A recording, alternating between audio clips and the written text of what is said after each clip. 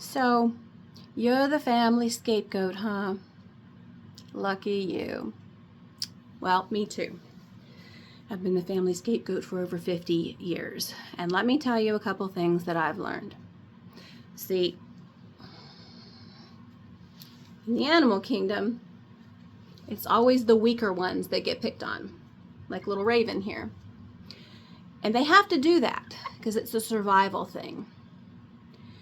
In the human world, though, it's actually kind of the opposite. They don't pick on you because you're weak.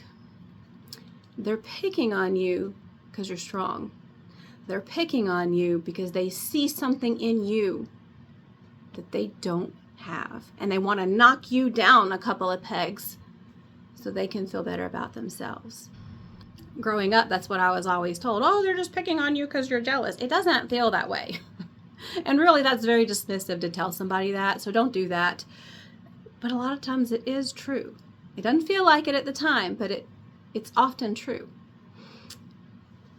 And you may be saying, okay, but I am the weakest link. I have this disability. I have a learning disability, or I have a physical disability, or I don't have a degree, or I'm not as smart as this other, or whatever. Then what does that make them if they're picking on somebody who's disadvantaged? It makes them a bully. And why do bullies bully? Because they're insecure. It's something that they see in themselves that they can't stand. And so instead of facing their heart, they find whatever they can with somebody else and try to deflect. All right?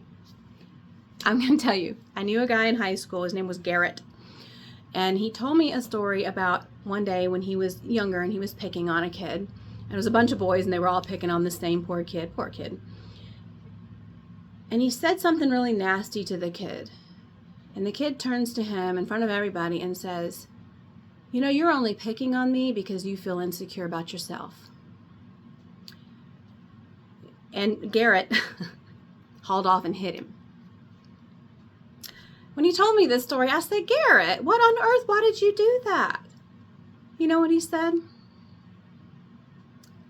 He said, because he was right. He was absolutely right. And I was embarrassed. And I didn't have anything to say. And the only thing I knew to do was just haul off and hit him to shut him up.